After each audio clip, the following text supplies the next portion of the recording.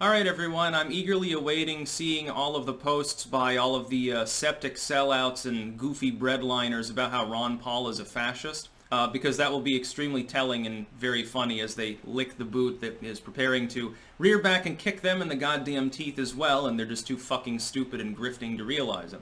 But Ron Paul apparently is now too spicy for Facebook. Keeping in mind he's like, what, 85 years old or something. So you got an old libertarian dude whose videos mainly revolve around how the US dollar is problematic and you should buy physical gold and we should have like the silver standard and shit. Like it can be goofy. I don't believe in every aspect of what you would call libertarianism a la Ron Paul. I believe in some of them, and certainly he's not even really a populist in the MAGA sense. He's been very critical of certain aspects of what Trump's done. He's no friend of the GOP, I think, at this point. Although he was a Republican. He was never, as far as I know, he wasn't in office due to the LP. He was in office due to being a Republican, actually. I can't remember how many terms he had. The House of Representatives, if I remember correctly. But Ron Paul, at the end of the day, deeming him to be too edgy for Facebook.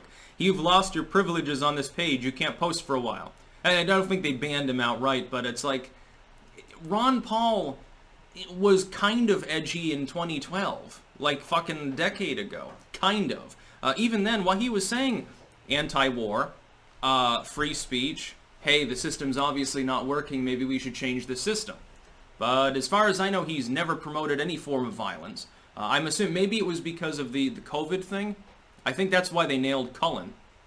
But it's funny how Ron Paul, again, little old dude, is too spicy for Facebook. And when you start going after people who you might consider a little bit kooky, but certainly aren't harmful or inciting violence, doesn't that give an indicator, grifters out there on the left, that maybe this is not about the Capitol riot? This has nothing to do with saving lives or protecting democracy?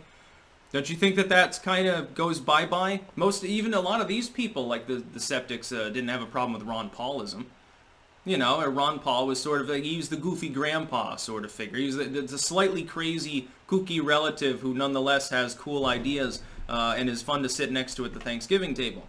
When he starts getting banned off of social media platforms, like, my goodness. I know why they got Ben Garrison. It had to have been because of that picture he plopped on Twitter there where the tree is angry at Trump because he's got a handful of things that says pardons, and the tree's like, I don't want pardons, I want blood, and it's the Tree of Liberty. It's an old quote reference. But Ron Paul, and then Rand took to the airwaves there to defend his dad and say how abysmal it was.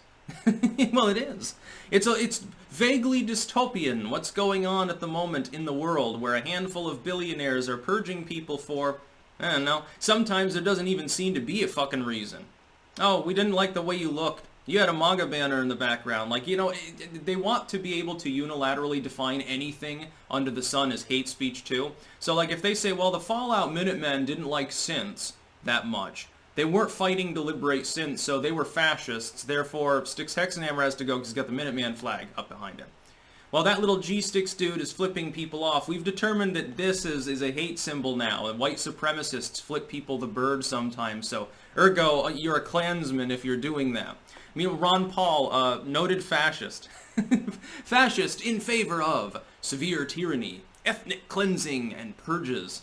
Now, you just detailed, like, China. I noticed that the Chinese state media is still allowed on all these platforms. Xinhua News is explicitly propaganda for the CCP. For a government that has enslaved millions of people due to their ethnicity and their religious background, or simply because they're political dissidents. By the way, is Jack Ma still alive? Has anyone heard from him? Or I'm not even sure at this point that it's a meme that he's been gulagged. He was critical of his government while being a billionaire. They said they'll probably disappear him from history. Jack Ma never existed. No, this other dude was always CEO. What are you talking about? Are you a dissident too? They'll disappear you if you actually, even if it's objective. And it's like in the United States this is happening too. They keep sanitizing like Wikipedia and shit like that and burning books. And then when you say, well, that's not really true, your definition is improper. They say, well, no, see, you're a fascist. You're just using an archaicism.